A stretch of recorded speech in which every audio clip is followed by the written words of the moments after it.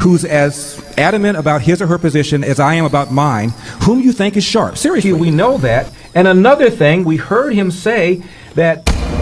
Hey, Dorados, Larry Elder here. Another episode of And Another Thing. In fact, this is episode number 14. Here's what I want you to do. I want you to tell all your buddies about me. Go to LarryElder.com, sign up, become an Eldorado.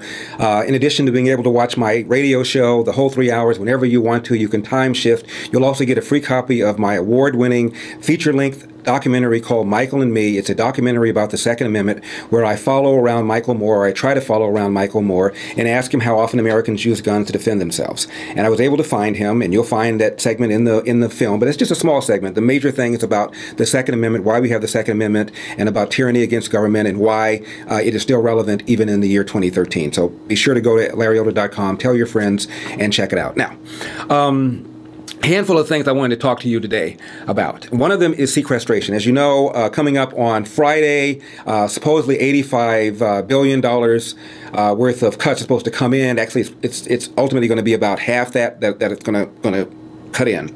And the Democrats and the mainstream media have convinced the American people that, one, it was the Democrats, it was Republicans' idea for the sequestration, and two, Republicans are being intransigent in refusing to meet President Obama halfway.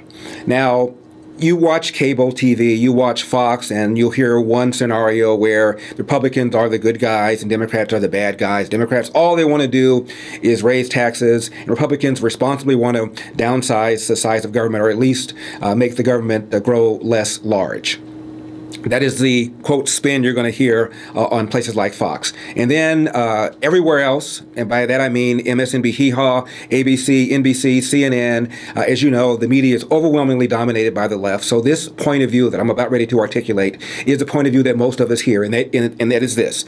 It's the Democrats who are responsible. Republicans were the ones who rammed the sequester down their throats. Republicans are the ones who are responsible for these draconian cuts that are going to undermine this, that, and the other. Bad Republicans, bad John Boehner, bad Eric Cantor. That is most of how America sees it. Who's right? Now, if I were to tell you who is right, why would you believe me? I'm a partisan. I admit it. I'm a libertarian. I voted libertarian, and then after 9/11, I voted for George W. Bush for national security reasons. I think both parties have grown government, and I wish I could say that the Republican Party, or at least the guys or gals who likely would get the nomination in 2016, oppose the architect of the welfare state, and that is Medicare, Medicaid, Social Security, and now Obamacare. I wish I could tell you that they oppose the architecture of the welfare state, but they don't. Remember the last go-round? What did Mitt Romney say about the other side, Obama? He wanted to take out $500 billion out of Medicare. I'm going to preserve Medicare. Okay, if you're going to preserve Medicare, I guess you're not going to reform it. I guess you're not going to ask yourself the philosophical question that libertarians ask, and that is this: why is it when someone becomes 65 years old, it's his and hers and hers and hers and his responsibility to provide that person's health care?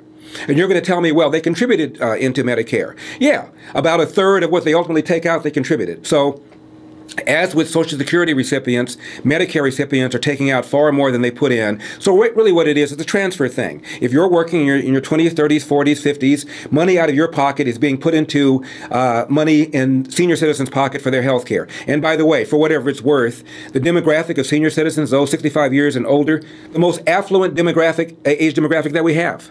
They've been working longer, saved up. Many of them own their own homes outright. And they're the most affluent demographic, yet they're getting all these benefits. Anyway, I don't want to get on that. But the point is that both parties are complicit with the welfare state. So when I hear all of this yelling and screaming about how the parties are all that different, it blows my mind. But let me get back to my point here. Who's right on the sequestration? Whom do you trust is the question you ought to be asking. You trust the New York Times? Please. Bob Woodward recently was on television, and he said that it was Obama who originated the idea of the sequestration. Obama and the Democrats in the White House. Now, why is that important? It's not important to Joe and Jones Sixpack. Who gives a rip whose idea it was? It's important when you're talking about who's poisoning the well and why is it they can't get along, why is it there isn't any trust. It is because the Republicans feel that they've been lied to. They feel that they've been rolled. And getting back to Woodward, not only did he say the sequestration was Obama's idea, he also said this phase of the sequestration that we're talking about was not intended to include taxes, and therefore Obama has moved the goalpost. And thirdly, he said that the proposed defense cuts that Obama has just now outlined was, in his word, madness. Not my word, his word. Now, you're talking about the most respected journalist in America. He is arguably the equivalent of John Wooden, UCLA coach, the equivalent of Vince Lombardi of the NFL fame, the equivalent of Vin Scully, the baseball announcer. You're talking about somebody with a pristine reputation. He's written books that have been negative about George W. Bush. He's written books that have been hard-hitting about Bill Clinton. People respect this guy. And this guy says, I've done the research. I've talked to people in the White House. There's no question it's Obama's idea. And when Obama says it's not idea, he's not telling the truth. And when Obama says the other side is moving the goalpost, he's not telling the truth because Obama moved it.